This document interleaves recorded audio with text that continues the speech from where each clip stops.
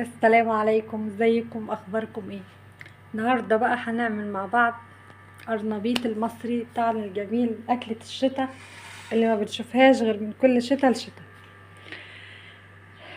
معايا هنا قرنبيطة حلوة كده، جايباها من السوق طبعا، ومنقياها وقطعتها بالشكل ده. قطعتها صغير ونضفتها طبعا من العيدان والورق اللي كان فيها. هغلي مية على النار وهحط فيها نص معلقة كمون ومعلقة ملح، ونسلقها الاول من 3 4 دقايق كده، ونطلعها بسرعة عشان ما تتهريش. يلا نشوف. هاي المية غليت اهيت، وفيها معلقة كمون زي ما قلت لكم ومعلقة ملح. هنزل فيها القرنبيط بالراحة كده، مش تسيبيها اكتر من 4 5 دقايق في المية عشان ما تتهريش منها. بعد كده نصفيها بسرعة وننزلها في مية باردة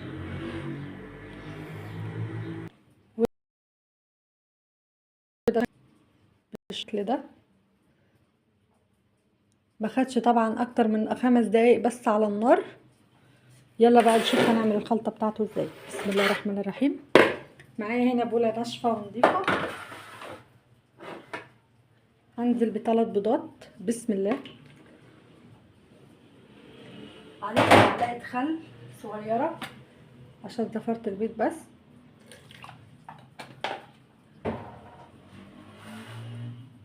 نضربها كويس. بسم الله الرحمن الرحيم. اهو نتأكد بس ان هو انضرب كويس. هنزل بكوباية كبيرة من الدقيق. بسم الله الرحمن الرحيم. منخول طبعا. اهو ربع كوباية نشا عشان القرمشة. بقدونس بقى زي ما انت عايزه، 3 4 معالق بقدونس، على كزبره، على شبت، اللي انت حباه في الخضره بتاعتك ممكن تحطيه بالشكل ده، الكميه اللي انت عايزاها. هحط بس فصين توم صغيرين، لو انت مش حابه ممكن تحطي توم باودر، وعشان الريحه والناس اللي هي بتشتكي من القولون وكده، بس بصراحه بيدي ريحه حلوه قوي. معلقه صغيره من البيكنج باودر. معايا التوابل بتاعتي: معلقه كمون ومعلقه كزبره ناشفه ومعلقه كركم صغيره ومعلقه بابريكا او شطه اللي انت حباه، ومعلقه صغيره فلفل اسود ومعلقه صغيره ملح. هنزل بكل التوابل دي كده، هقلب كل ده. ومعايا طبعا كوبايه من الميه الدافيه.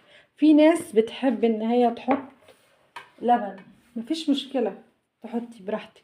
دي ميه دافيه عشان تخلي العجينه سلسه وناعمه معايا. بسم الله الرحمن الرحيم. هقلب كل الخلطه دي مع بعضها كده.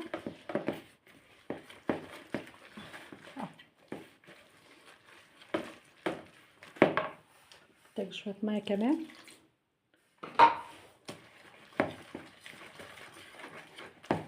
على حسب القرنبيط بتاعك كميته قد ايه.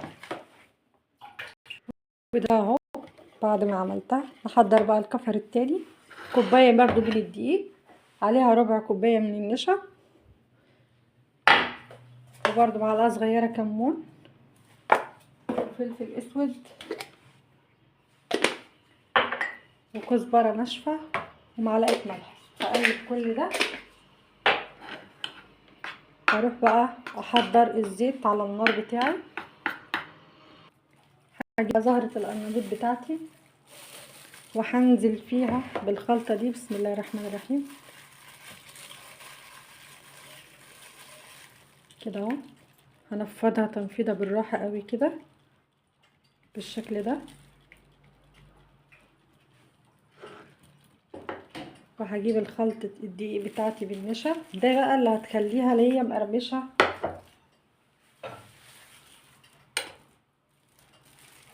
بالشكل ده اهو هغرقها من الدقيق اهو، وهنفضها برضو بالشكل ده، وهنزل بيها بالزيت بتاعي.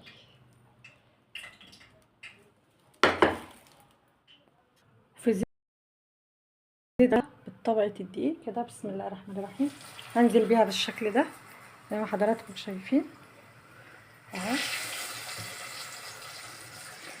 بسم الله.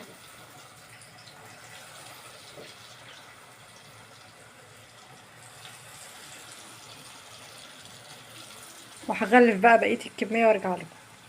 وده بقى شكل الارض ما حمرته، ده اللي اتعمل له بكفر الدقيق، شايفين مقرمش وسبر، شبه بالظبط الستريبس، حاجه رهيبه. وده اللي عملته بالعجينه بس من غير الكفر الدقيق، حاجه كده روعه وطعمها حلو قوي. الحقوا بقى قبل ما القرنبيط يخلص من السوق، وحاولوا كمان تجيبوا منه تعملوه مخلل، بيبقى جميل جدا. يا رب تكون طريقتي عجبتكم النهارده، وان شاء الله نتقابل في فيديو جديد.